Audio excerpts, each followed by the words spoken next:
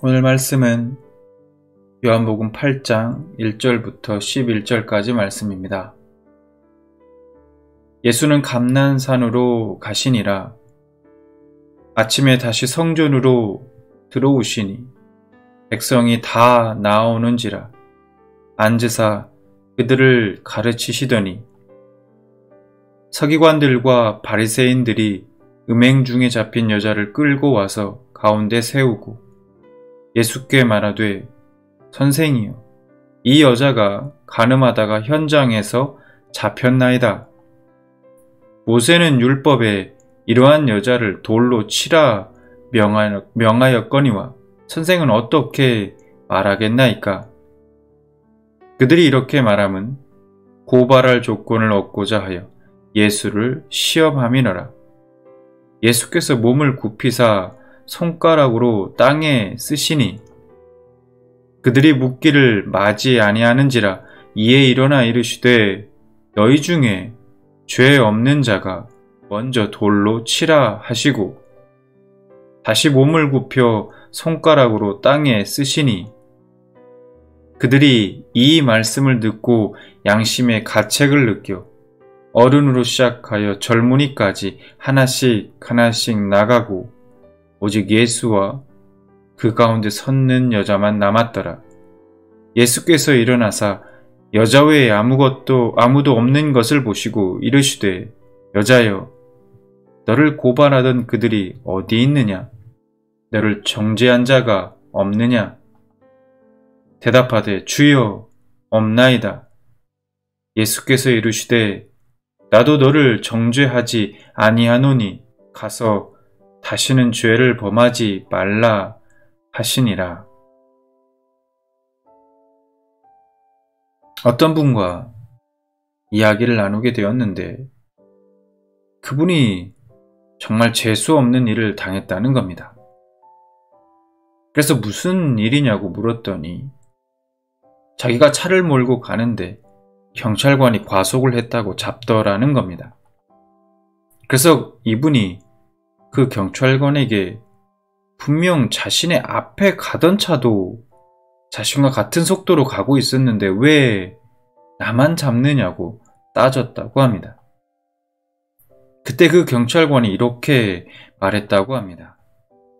다른 사람이 과속을 했든 안 했든 어쨌든 넌 과속을 했잖아. 그럼 법을 위반한 거야. 너는 다른 사람이 법을 위반하면 같이 위반할래?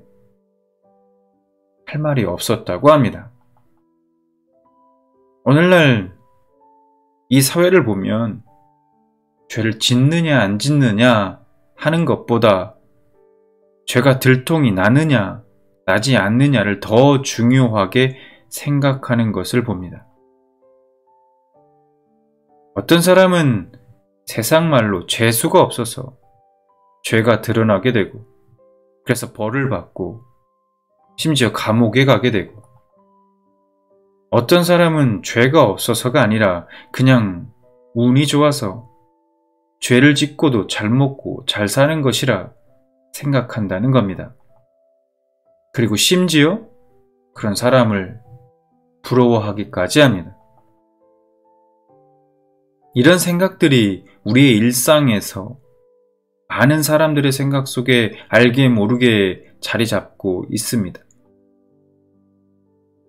그렇다는 얘기는 지금 우리 사회가 그만큼 죄가 보편화되어 있고 죄를 짓는데 무감각해져 있다는 것일 겁니다. 오늘 본문을 보면 한 여인이 서기관과 바리새인들에게 붙잡혀 예수님께 끌려왔습니다. 그들이 말하는 그녀의 죄목은 간음입니다. 그들이 그 여인을 예수님 앞으로 끌고 온 목적이 있었습니다. 예수님을 시험에 고발할 조건을 얻어 예수님을 공경에 빠뜨리기 위함이었습니다. 그들이 예수님께 묻습니다. 모세는 율법에 이러한 여자를 돌로 치라 명하였거니와 선생은 어떻게 말하겠나이까? 아주 절묘한 질문입니다. 그들은 절대 예수님이 빠져나갈 수 없다고 생각했을 겁니다. 만약 이 질문에 예수님께서 돌로 치라라고 말하면 노마법을 어기는 것이 되고, 치지 말라고 하면 모세 율법을 어기게 되는 것입니다. 그런데 예수님께서 서기관과 바리새인들 그리고 그곳에 모여 있는 군중들을 향해 이렇게 말씀하십니다. 죄 없는 자가 먼저 돌로 치라. 이 말을 들은 사람들은 양심의 가책을 느끼고 들고 있던 돌을 놓고 하나둘 그곳을 떠났습니다. 그리고 그 여인과 예수님만 남게 됩니다. 여러분, 그곳에 있던 사람들은 왜 돌로 치지 못했을까요? 답은 간단합니다. 그곳에 죄 없는 자가 없었기 때문입니다. 예수님의 말씀에 그곳에 있던 사람들 중 한 사람도 돌로 치지 못했다는 건 그 여인과 마찬가지로 그들 스스로 죄인이라 자백한 것이나 다름없습니다. 다만 그 여인과 그 여인을 돌로 치려 했던 사람들의 차이는 무엇입니까?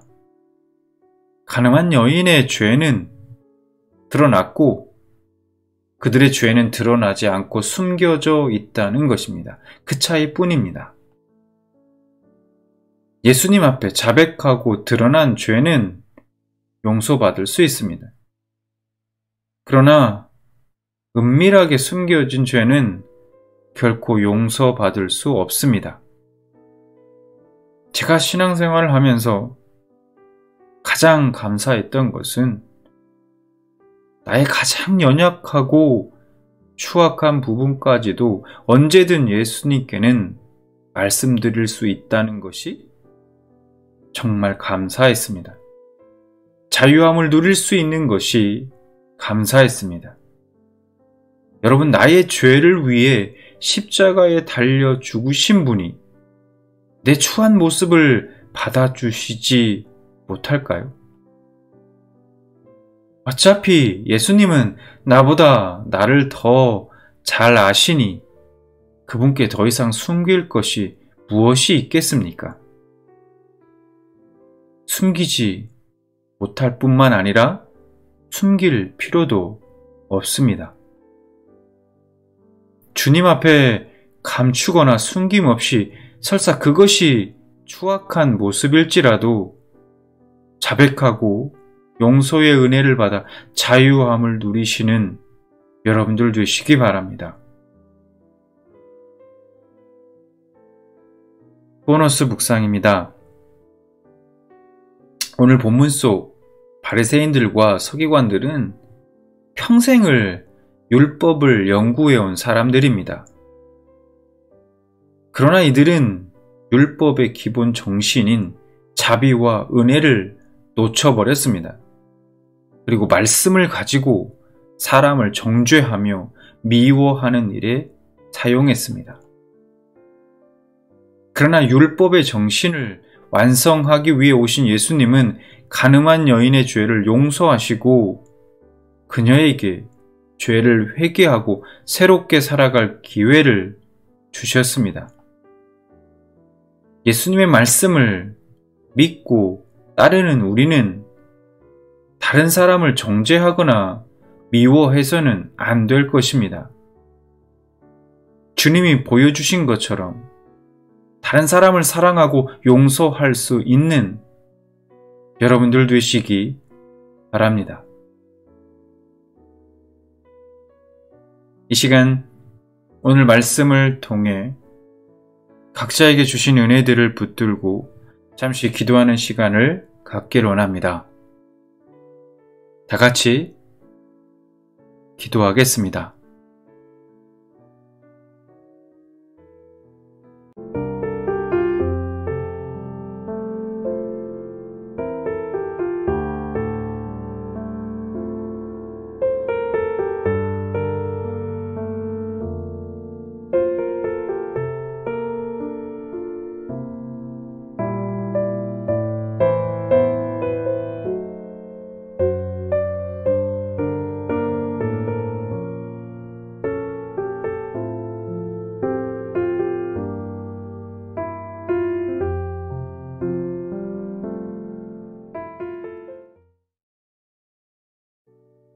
기도하겠습니다.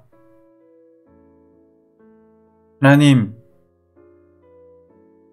우리가 하나님 앞에 감추고 숨기지 않고 우리의 연약함과 추악함을 자백할 수 있는 용기를 허락하여 주옵소서. 그렇게 날마다 거룩한 삶을 살아갈 수 있도록 도와 주옵소서. 예수님의 이름으로 기도드립니다. 아멘.